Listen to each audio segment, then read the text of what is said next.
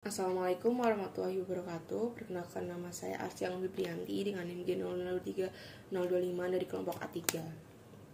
Jadi di sini saya akan menjelaskan yang pertama tentang penyakit Parkinson.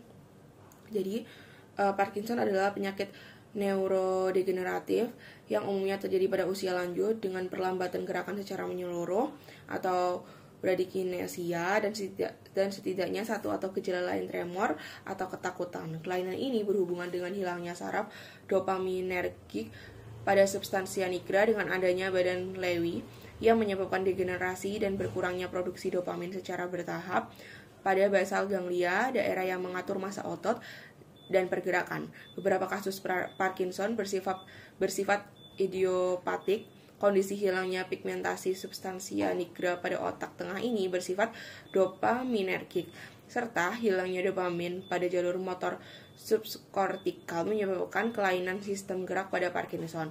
Saat sel saraf pada basal ganglia berdegenerasi, produksi dopamin menurun dan koneksi antar sel saraf pada basal ganglia pun menurun. Hal tersebut menyebabkan basal ganglia tidak dapat mengatur pergerakan otot seperti normal sehingga terjadi tremor, perlambatan gerakan atau bradykinesia, sulit bergerak atau pergerakan pendek yang biasa disebut dengan hipokinesia, masalah pada postur tubuh dan berjalan, serta hilangnya koordinasi. Selanjutnya, letak anatomi dari kelainan otak tersebut atau Parkinson itu ada di basal ganglia. Jadi kelainan Parkinson terjadi pada basal ganglia yang terdiri dari banyak nukleus. Basal ganglia merupakan gabungan sel saraf pada bagian dalam otak.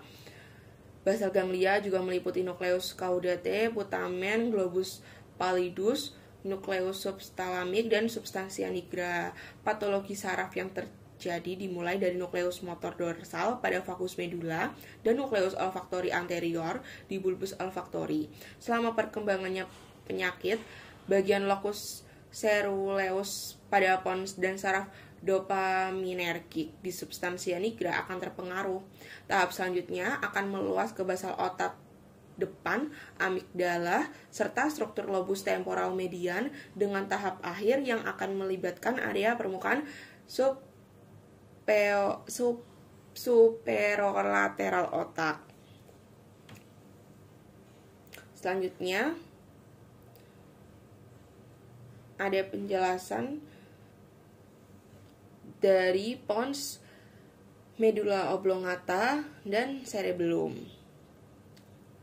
Jadi, pons adalah bagian dari batang otak antara otak tengah pada bagian rostral dan medula oblongata pada bagian kaudal. Pons terletak pada bagian anterior fossa cranial posterior. Pons juga berhubungan dengan nervus cranialis 5. Selanjutnya, untuk medula oblongata atau yang biasa kita sebut dengan medula itu merupakan subdivisi paling kaudal dari batang otak yang kemudian perpanjangannya itu menjadi medula spinalis. Nah, medula ini terletak di fossa cranial posterior. Saraf yang berhubungan dengan medula adalah nervus 9, nervus 10, dan nervus 12, di mana saraf cranialis 6 sampai 8 berhubungan dengan pertemuan antara pons dengan medula. Dan yang terakhir itu ada cerebellum. Jadi cerebellum adalah massa otak besar yang terletak pada posterior pons dan medula serta inferior dari bagian posterior cerebrum atau otak besar.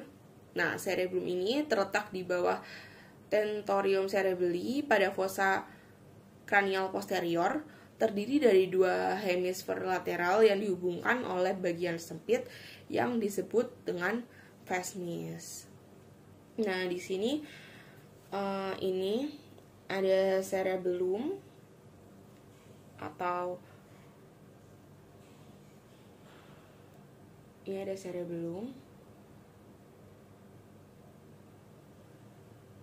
Ini ada brain system, ini ada pons. Jadi pons itu termasuk ke dalam brain system. Ini ada pons. Selanjutnya ini ada medula oblongata. Jadi pons itu terletak ini, untuk yang lebih jelasnya dia ada cerebellum yang berwarna merah, pons, dan medula oblongata.